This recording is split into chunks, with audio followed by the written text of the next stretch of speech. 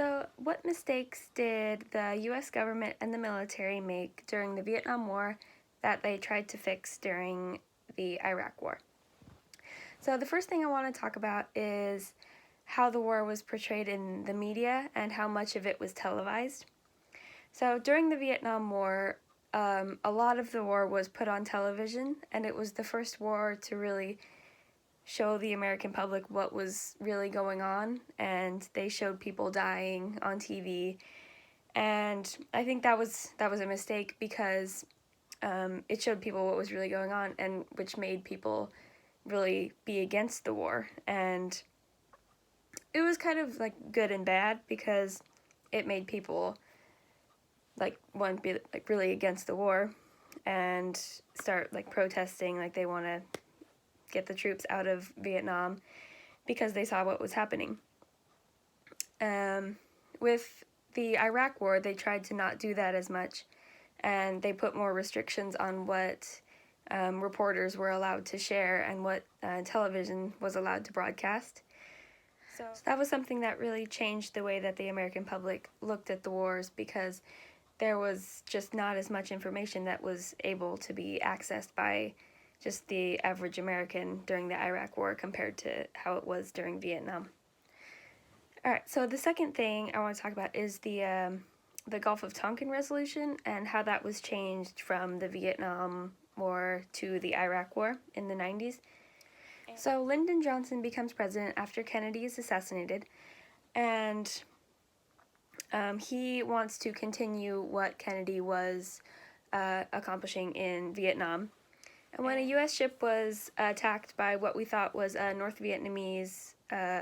attack missile, Johnson used this as an excuse to say, like, oh,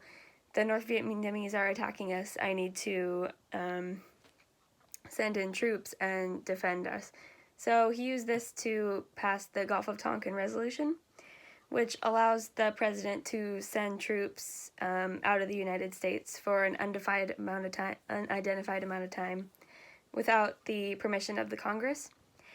and basically just gives the president the ability to send troops wherever he wants if he thinks there's a threat to security, which he used to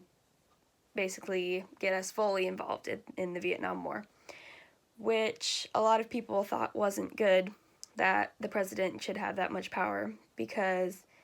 that's basically just giving the president all of the power to dictate what happens to the military and where they go and when. So because people thought that this act gave the president too much power over the military, it was changed into the War Powers Act. And the War Powers Act still gives the president the jurisdiction over sending the military out of the country, but it requires them to ask permission from the Congress within a specific amount of time. So when we sent troops into Iraq on September 11th in 1990, Bush did follow this act, as he asked permission from the Congress to send troops into Iraq to help liberate Kuwait. And the last thing I want to talk about is the draft, because during the Vietnam War, there was a draft because we needed soldiers. We didn't have enough to fight the war over there. And so that created a lot of people who were drafted into the war that didn't want to be. So morale was very low with that group of people, which then created like really people that just did not want to be there, did not want to be deployed, but were anyway. So general feelings about being at war were very low, and a lot of people got on drugs because they just really didn't care and they didn't want to be there because it wasn't their choice, and that was a problem.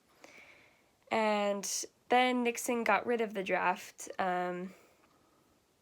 the 70s, so that wasn't really an issue in the Iraq War because there was no draft. It was all willing volunteers for the military, and that didn't end all the way like negativity for troops, but it definitely helped there being a better